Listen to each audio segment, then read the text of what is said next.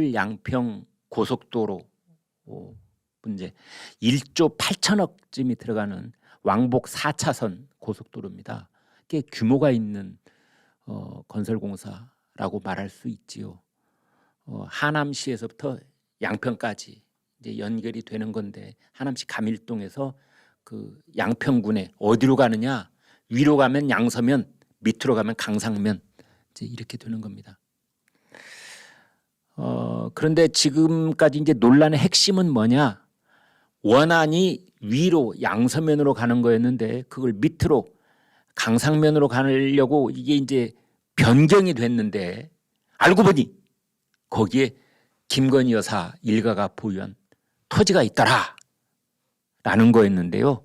한 번 더 알고 보니 한 번 더 알고 보니 그 위로 가면은 민주당 소속이었던 그 양평 군수 이름이 뭐죠? 정동균. 네. 정동균 전 양평 군수의 땅이 또 저기 일대에 다 있다는 겁니다. 아침에 제 동료하고 쓴웃음을 짓는 농담을 했습니다. 자기는 양평에 땅 좀 없어? 지금까지 뭐 했어? 저희 시청자 여러분, 지금 양평에서 이거 보고 계시는 분도 계실 텐데요. 땅 좀 얼마나 있으십니까? 제발 많이 있으시길 바라겠습니다. 이분들은 그러면 뭐 땅이 있으면 뭐 3,000평, 7,000평 뭐 이러더군요. 전원주택 지으면 한 200평, 넓게 잡으면 한 300평, 양껏 욕심 부리면 한 500평, 300평만 해도 뭐 텃밭도 가꾸고 뭐 충분하지 않겠습니까? 200평도 뭐 좋고, 어디 위치에 있느냐에 따라 달라지겠지만, 근데 이분들은 그거에 한 10배 이상 이렇게 다들 있던데요. 아무튼 지금 보시는 저 정동균, 나이가 63세입니다. 양평에서 태어났고요. 강원대학교 출신인데, 아무튼 저기에서 그 알고 보니 거기에 땅이 있더라. 그래서 이제 이것도 내로남불 아니냐. 민주당 군수가 땅을 가지고 있으면은 괜찮고, 그 근처에 김건희 여사 본인도 아니고 그쪽 일가 쪽에서 땅을 가지고 있으면은 그건 뭐 어마어마한 문제가 되고 그렇단 말이냐. 지금 이제 사안이 그렇게 돼버리고 말았습니다. 그래서 저 위쪽으로 올라가면, 그러니까 양서면 쪽으로 올라가면 그쪽에 계시는 주민은 2만 4천 명쯤 된다고 그러고, 이제 밑으로 내려가면 강상면으로 가면은 4만 1,800명쯤 된다고 합니다. 지금 여러분이 저 지도를 보고 계시는데요. 혹시 이렇게 보시면 됩니다. 거기 숫자가 좀 여기저기 흩어져 있는데, 저 지도 혹시 휴대폰으로 보고 계신다면 잘 보이는지 모르겠습니다. 양서면에 1만 4,044명 이렇게 되어 있죠. 그 다음에 오른쪽 밑으로 내려오면 강상면에 1만 421명, 그 다음에 양평읍에 3만 1,446명, 그 둘을 합하니까 4만 1,867명 이렇게 되는 겁니다. 아무튼 남한강은 말이 없네요.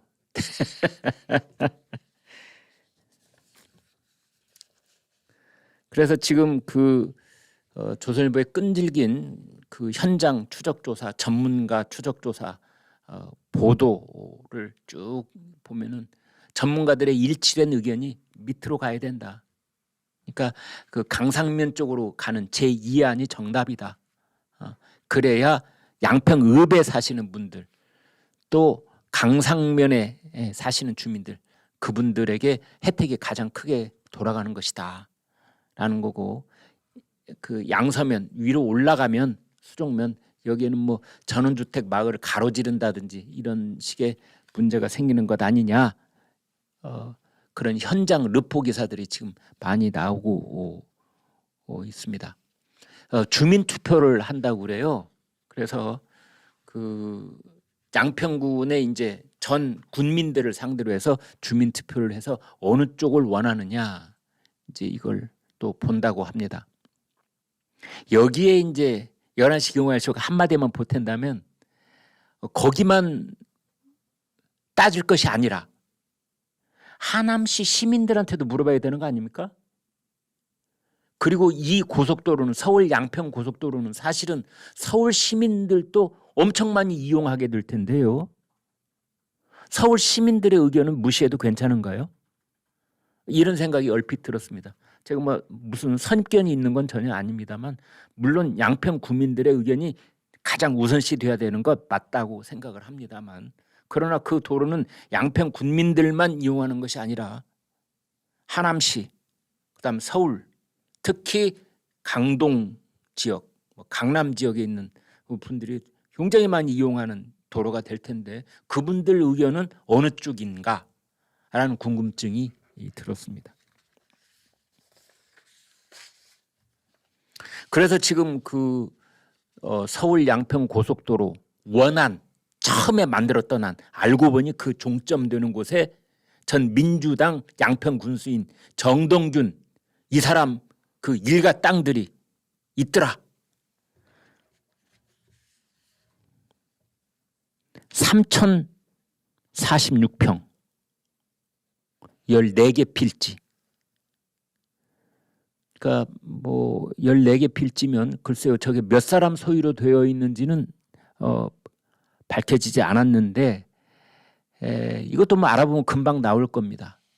그러니까 아마 주택단지로 쓰려고 그랬다면은 이거를 이제 한 200평, 300평씩 잘라가지고 뭐 이렇게 주택단지를 구성할 수도 있는 그런 땅인 것 같아요. 필지를 다 나눠져 있다고 보는 거 보니까 3,000평이 14필지니까 한 필지에 집을 단독주택을 한 채씩 짓는다고 그러면 14가구가 3,000평의 땅에 이제 한 마을을 큰 마을은 아니고 그냥 아담한 마을 하나를 구성하기 딱 좋은 그런 땅일 수도 있겠다 싶습니다.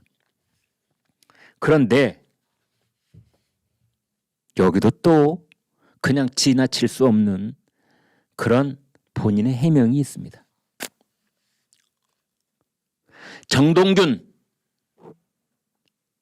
민주당 군수가 뭐라고 했느냐 이렇게 말했습니다. 상속받은 땅인데 난 그 땅이 어디 있는지도 모르고 거기는 종점 예정지에서 큰 산을 하나 넘어야 하기에 종점과는 아무 관련이 없고 길이 나 있지도 않은 땅이에요. 이랬는데요. 제가 이것을 보면서 실소를 금할 수가 없습니다. 그 땅이 어디 있는지도 모르겠다고 해놓고 그 다음 바로 이어서 고속도로 종점에서 그 땅을 가려면 큰 산을 하나 넘어야 되고 뭐 길도 안 나 있다고 그렇습니다. 여러분 안 이상합니까?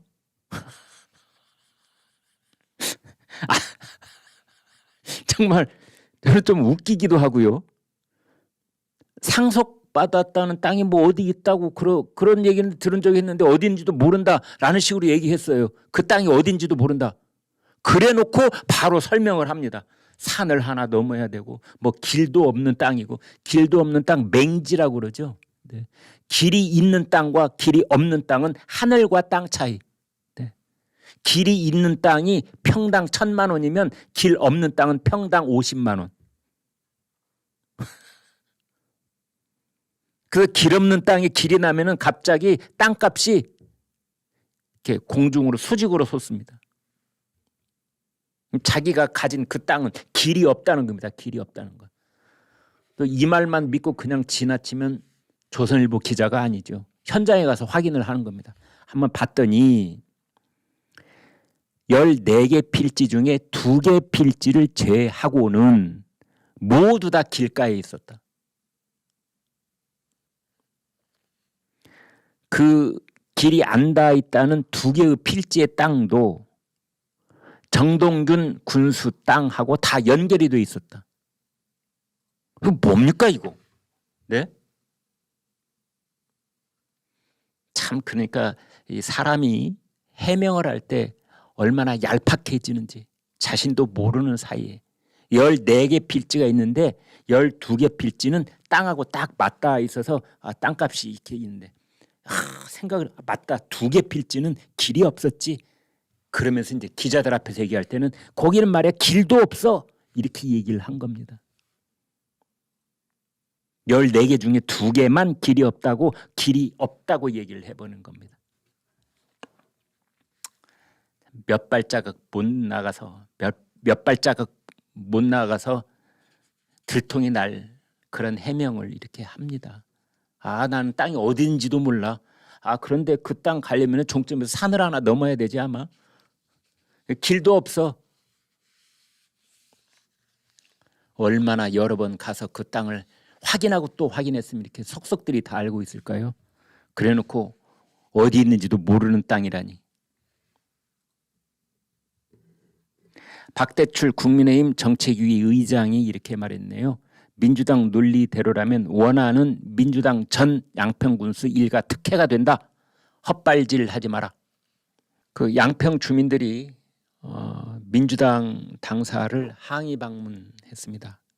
현장을 모르는 사람들이 왈가왈부할 일이 아니다. 왈가왈부하지 마라.